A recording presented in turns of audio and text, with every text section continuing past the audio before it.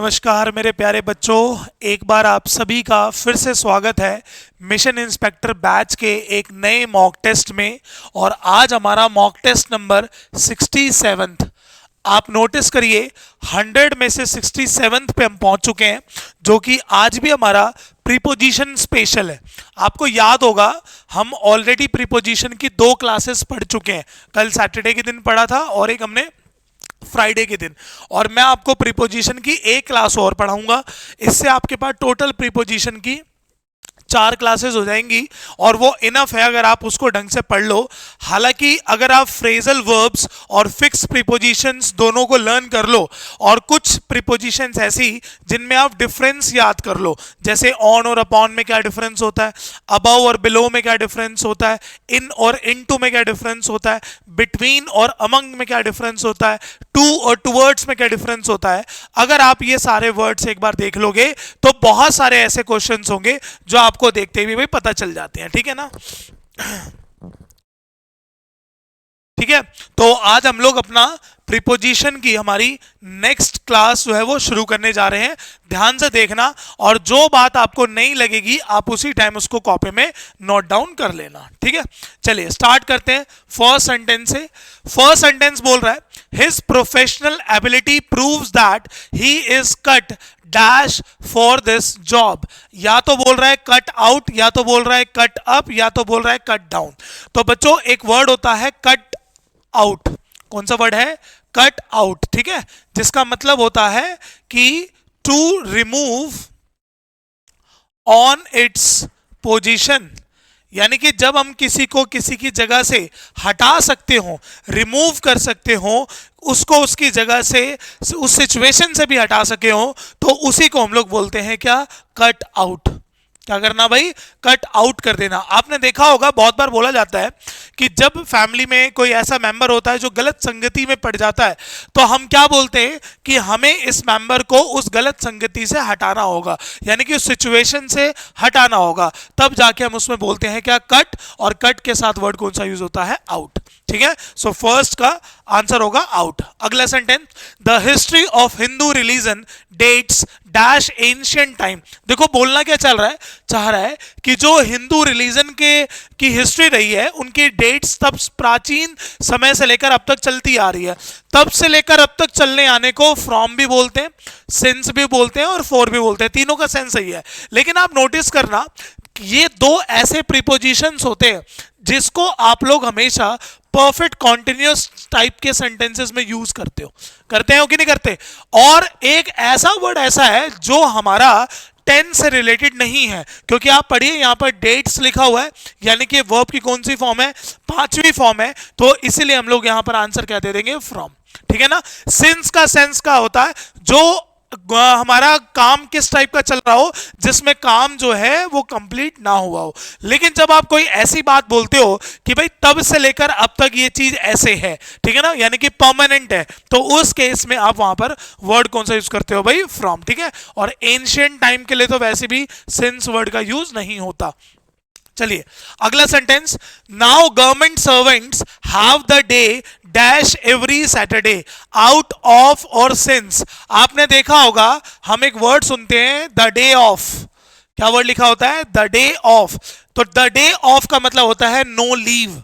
क्या होता है भाई? नो लीव, यानी कि जब कोई छुट्टी ना हो। ठीक है ना? आपने देखा होगा कि पहले सैटरडे और संडे दोनों दिन की छुट्टियां मिला करती थी गवर्नमेंट एम्प्लॉइज को। सेंट्रल में जितने आज भी वैसे बहुत सारी ऐसी पोस्ट है जिसमें सैटरडे को छुट्टी होती है, अदरवाइज वो सेकंड सैटरडे और लास्ट सैटरडे को छुट्टी होती है। और जो फर्स्ट सैटरडे और थर्ड सैटरडे जो होता है उसमें लोगों को आना पड़ता है। तो डे ऑफ का जो सेंस होता है वो होता है नो लीव। ठीक है, चलिए आगे बढ़ते हैं। क्या लिखा हमारे पास कि nothing can debtor him pursuing his aim of life। आप पढ़ो बच्चों, इसमें एक वर्ड लिखा हुआ है डेटर। ठीक है ना? कौन सा वर्ड लिखा है? डेटर। याद रखना डेटर के साथ एक वर्ड यूज होता है फ्रॉम, जिसका मतलब होता है कि nobody can stop you from achieving your success और एम, ठीक है। यानी कि कोई भी ऐसी चीज नहीं होती दुनिया में जो आपको रोके, और रोके का मतलब हो गया कि जो कोई भी बाधा बन के, ऑब्स्ट्रक्ट बन के आए, ठीक है। तो उसके लिए वर्ड यूज होता है डेटर, और डेटर के साथ होता है फ्रॉम। एक तरह का हमारा ये फ्रेजल वर्ब की तरह काम करता है, ठीक है। चलिए एक बार नेक्स्ट क्वेश्चन को पढ़िए और आंसर दीजिए।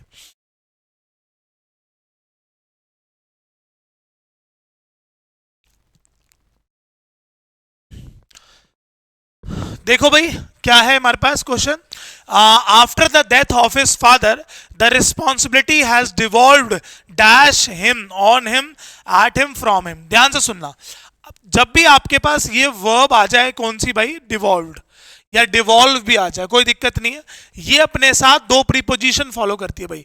एक करती है ऑन या फिर अपॉन, और एक करती है इनटू, ठीक है। दो प्रीपोजिशन फॉलो करती है। ऑन और अपॉन होता है कि टू ट्रांसफर, ठीक है ना। क्या होता है भाई, टू ट्रांसफर। अब टू ट्रांसफर का बच्चों यहां सेंस क्या है कि आप अपनी अथॉरिटी को ट्रांसफर कर दो या फिर आप अपनी रिस्पॉन्सिबिलिटी को ट्रांसफर कर दो, तो उसे लिए हम लोग ऑन या फिर अपॉन यूज करते हैं। तो यहां पर रिस्पॉन्सिबिलिटी की बात कर रहा है, तो हमने आंसर डिवॉल्व्ड के साथ क्या लगा के दे दिया, ऑन। लेकिन इनटू का मतलब होता है कंप्लीटली चेंज। क्या वर्ड होता है, कंप्लीटली चेंज्ड, ठीक है। जब कोई चीज बिल्कुल क्या हो जाए भाई, बदल जाए, ठीक है। जैसे फॉर एग्जांपल हम एक सेंटेंस लिख के देखें, एक स्टेटमेंट लिखा हो हमारे पास कि the state is ready, the state is set for the country to devolve into military dictatorship। क्यों ऐसा चल रहा है, ठीक है, डिक्टेटरशिप। अब आप देखो यहां पर साफ साफ पढ़ के सेंस क्या दिख रहा होगा आपको कि सेंटेंस में बात कर रहा है कि जो स्टेट है वो किसके अंदर डिवॉल्व हो गया, मिलिट्री डिक्टेटरशिप के अंदर डिवॉल्व हो गया। समझ गए, दो प्रीपोजिशन यूज होती है, दोनों आपको याद रखनी है।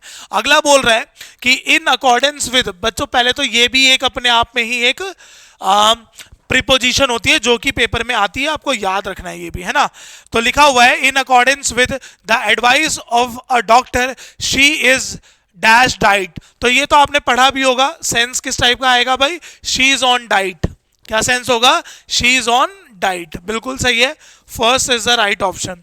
अगला देखते हैं, normally he stage dash until 11 PM these days. एक वर्ड होता है स्टेज अप। कौन सा वर्ड होता है, स्टेज अप, जिसका मतलब होता है कि जो हम काम यूजुअली उसी टाइम करते हैं और वो काम हम पहले कर लेते हैं, तो उसके लिए सेंस यूज होता है क्या, स्टेज अप। जैसे को होता है ना कि to go to the bed later than usual, है ना। किस टाइप का सेंस होता है कि to go to the bed later than usual, कि जो हम लोग जैसे हमने टाइम बना रखा है, मैं 10 बजे सो जाता हूं, तो यूजुअली आप उसको फॉलो करते हो, लेकिन किसी दिन आप 9 बजे ही सो गए, तो वहां पर स्टेज अप का सेंस हो जाएगा, ठीक है ना। चलिए अगला स्टेटमेंट देखते हैं, no one believes him because he is false dash heart. ये तो एक ईडियम भी होता है बच्चों, फॉल्स ऑफ हार्ट। कौन सा वर्ड होता है, फॉल्स ऑफ हार्ट। बहुत सारे सेंस आते हैं, डिसलॉयल का भी सेंस आता है भाई, इसका क्या आता है भाई, डिसलॉयल का भी सेंस होता है। जिसके ऊपर विश्वास करने में थोड़ा सा दिक्कत होती है उसको बोला जाता है फॉल्स ऑफ हार्ट। चलिए अगला sentence, of the officials have the habit of fawning dash minister, ठीक है। तो फ्लॉनिंग जो वर्ड होता है भाई, ये हमारे पास कौन से प्रीपोजिशन होता है, ठीक है। तो फॉन जो वर्ड होता है आपने सुना होगा, ये यूज होता है फ्लैटरी के लिए, है ना। फ्लैटरी के लिए यूज करा जाता है, या फिर किसी के अफेक्शन के लिए किया जाता है। जब आप किसी को डिस्प्ले करते हो क्या, कि जो लोगों की तारीफ करना होता है ना, तो आपने देखा होगा कुछ बाबू साहब ऐसे होते हैं जिनके जिनकी वो तारीफ करते रहते हैं मिनिस्टर्स की, तो नोटिस करना वो क्या करते हैं, उनकी चापलूसी करते हैं, उनकी फ्लैटरिंग करते हैं उनके अफेक्शन के लिए। तो जब हम किसी को कोई भी चीज के लिए फ्लैटर करेंगे हद से ज्यादा, तब वहां पर फ्लॉन, और फ्लॉन के साथ वर्ड यूज होता है कौन सा, ऑन, ठीक है। तो फॉन ऑन, तो फॉइंग ऑन मिनिस्टर्स का सेंस आ रहा है यहां पर। चलिए अगला देखते हैं क्या लिखा हुआ है। The problem of communal harmony can not be closed dash by government, ठीक है। कॉमनल हार्मोनी कौन होती है, आपने देखा होगा द आइडिया ऑफ, आप कोई सा भी आइडिया लगा लो जिसमें कोई भी बैकग्राउंड, कोई भी रिलीजन, कोई भी ऐसी कास्ट, कोई भी ऐसा सेक्स, या कोई भी अदर सोच रखने वाले लोग, है ना, जब वो दोनों दो अलग अलग लोग जब इकट्ठे रहने की सोचते हैं एक सोसाइटी के अंदर, तब वहां पर बोला जाता है क्या, कॉमनल हार्मोनी, ठीक है ना। और आप नोटिस करते हो ये क्या बोलना चाह रहा है, the problem of communal harmony can not be close by the government, यानी कि जो कॉमनल हार्मोनी है, जैसे देश में इंडिया की बात कर लो, तो वो चीज बार बार डिस्प्ले नहीं करी जाती है, छुपाई जाती है, ताकि वो राजनीति में उस चीज का फायदा मिल सके। तो इसीलिए ग्लोज्ड ओवर होता है, छिपाना। कौन सा वर्ड होता है, ग्लोज्ड ओवर, ध्यान रखना ये वर्ड क्या होता है, छिपाना। क्योंकि अगर वो बात डिस्प्ले कर देंगे, फॉर एग्जांपल अगर मीडिया हाउस में ये दिखने लग जाएगा कि दो समुदाय के लोग जो हैं वो अच्छे से रहने लग गए, तो इसका मतलब क्या हो जाएगा कि जो एक समुदाय की राजनीति करता है वो उस समुदाय के लिए खतरनाक है ना, दूसरों को डर दिखा के ही तो राजनीति करी जाएगी ना। ये उस टाइप के सेंस के लिए क्वेश्चन है, ठीक है। चलिए आगे बढ़ते, क्या लिखा है, Kanishka was initiated dash Buddhism by Buddhist monk, है ना, यानी कि कनिष्का, आप यहां पर किसी की जो बात कर रहे हो वहां पर इनिशिएटेड एक वर्ड यूज कर रहे हो, ठीक है। आप ध्यान रखना इनिशिएटेड के साथ अगर एक प्रीपोजिशन लग जाए, कौन सी, इनटू, तो इसका सेंस होता है कि टू ज्वाइन अ ग्रुप और ऑर्गेनाइजेशन, यानी कि जब हम किसी भी ग्रुप या फिर ऑर्गेनाइजेशन को ज्वाइन कर लेते हैं तो वहां पर हम लोग इनिशिएटेड के साथ इनटू लगाते हैं, है ना। तो ये बोलना चाह रहा है कि बुद्धिज्म से वो बुद्धिस्ट मॉन्क बन गई, है ना। होता है ना कि भाई पहले तो सिंपल कोई एक बुद्धिज्म को फॉलो करने वाली लड़की होगी, लेकिन बाद में उसी चीज की वो मॉन्क बन गई, साधु बन गई, है ना। तो इसीलिए वहां पर क्या बोला जाएगा, इनिशिएटेड इनटू। अगला पढ़ते हैं क्या लिखा हुआ है, consequent upon heavy loss he is worse dash these days। ये तो एक ऐसा बच्चों वर्ड है जो इसी साल के 2024 के CHSL में भी पूछा हुआ था एक क्वेश्चन, ठीक है ना, और वो होता है वर्स ऑफ, ठीक है। क्या वर्ड होता है, वर्स ऑफ। वर्स ऑफ का मतलब होता है लेस फॉर्चुनेट, लेस फॉर्चुनेट, ठीक है। यानी कि कहते हैं ना भाग्य आजकल कम साथ दे रहा है, तो उसके लिए वर्ड यूज करा जाता है वर्स ऑफ, याद रखना, ठीक है। लेस फॉर्चुनेट होता है ना कि बहुत ज्यादा नुकसान हो जाता है, उसके लिए बोला जाता है। चलो 13 पढ़ो, एक बार आंसर दो।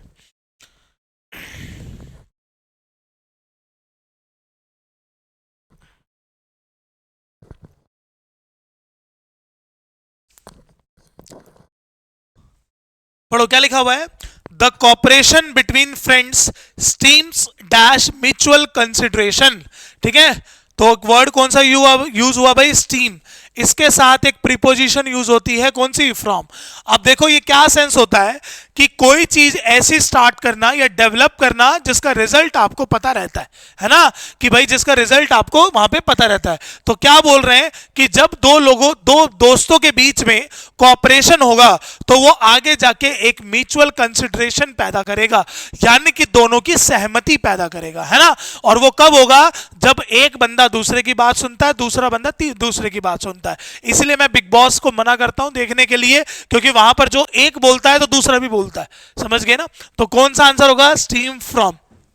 अगला नेक्स्ट लिखा हुआ है, many Russians name their children dash Indians. ये तो एक ऐसा वर्ड है जो सुना भी होगा आपने कि नेम के साथ एक वर्ड यूज होता है आफ्टर। कौन सा वर्ड यूज होता है, आफ्टर, जिसका मतलब होता है कि कोई चीज प्रोवाइड करना, चाहे वो कोई नाम हो चाहे वो किसी जगह की कोई चीज हो, ठीक है। तो नेम के साथ कौन सा वर्ड यूज होता है भाई, आफ्टर। ये याद कर लो आप लोग, ठीक है ना। नाम दिया जाना क्या होता है, एक तरीके का सेंस, नाम दिया जाना, नेम आफ्टर।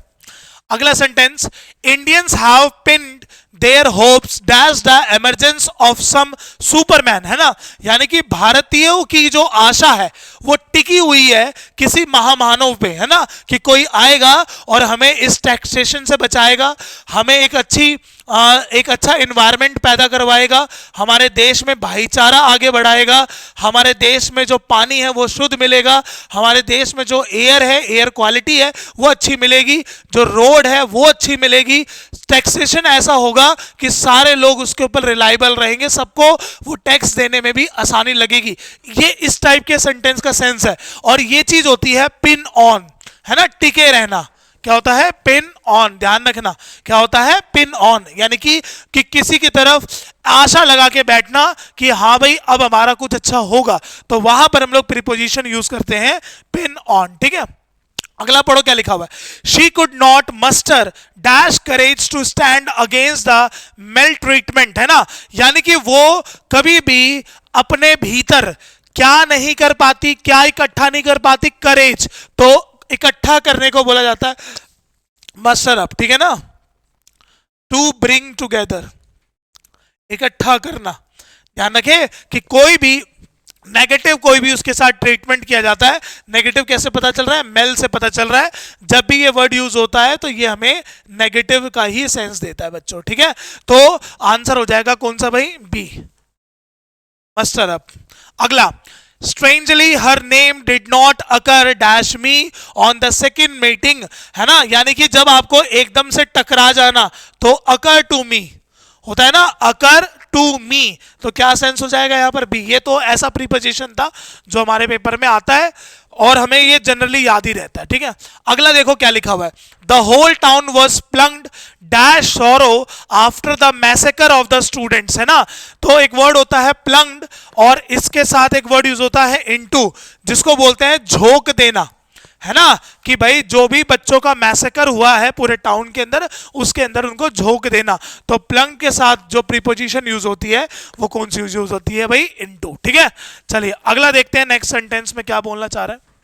देखते हैं कि on seeing a robber he at once reached dash his pistol on his pocket.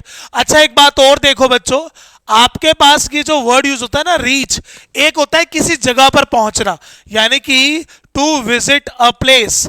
तो जब हम लोग टू विजिट अ प्लेस की बात करते हैं ना, तो बच्चों याद रखना ये नो प्रीपोजिशन फॉलो करता है ना, क्या होता है? नो प्रीपोजिशन फॉलो करता है। जैसे किसी स्टेटमेंट में लिखा होगा कि Sachin has reached on the stadium, तो आपको ध्यान रखना है ये स्टेटमेंट बिल्कुल गलत है, क्योंकि इसके साथ रीच्ड के साथ ऑन नहीं आएगा, क्योंकि प्लेस की बात कर रहा है। लेकिन आप पढ़ो यहां पर क्या है कि रॉबर को देखकर उसका हाथ जो है वो उसकी पिस्टल की ओर बढ़ गया, तो पिस्टल की ओर बढ़ जाना तो उसको बोलते हैं रीच फॉर। क्या बनता है भाई? Reach for. फिक्स प्रीपोजिशन है, याद करेंगे, जब पहुंचने का सेंस नहीं देता तब यूज करा जाता है, ठीक है। अगला, the government acted judiciously to stave the crisis, छुपाना, स्टेव ऑफ, कौन सा वर्ड होता है भाई? टू स्टेव ऑफ, यानी कि टू अवॉइड के भी सेंस में होता है, यानी कि जो गवर्नमेंट है, जो जितने भी जुडिशरी एक्शंस होते हैं उन सभी को छुपाती है, तो आंसर होगा कौन सा? स्टेव ऑफ। अगला, आप एक बात और नोटिस करना, मैं ये सारी फिक्स प्रीपोजिशंस करा रहा हूं, याद होगा तभी आंसर आएगा, और मैंने ये कुछ इंपॉर्टेंट निकाले हुए हैं ताकि आप इसको देखते ही इसका आंसर बता दो, ठीक है ना। चलिए, और लर्न करने हैं आपको सारे के सारे। The boys were hanging dash girls hostel, आधे से ज्यादा बच्चे इसका आंसर गलत देंगे। तो एक वर्ड होता है हैंगिंग, और हैंगिंग के साथ एक वर्ड होता है अबाउट, जिसका मतलब होता है टू स्टे या फिर टू वेट। क्या होता है? टू स्टे या फिर टू वेट, ठीक है, उसको बोला जाता है क्या? Hanging about. तो सेंस क्या है कि जो बॉयज हैं वो गर्ल्स हॉस्टल के सामने रुककर इंतजार कर रहे हैं, ठीक है ना। चलो एक बार 22 का आंसर देना बच्चों।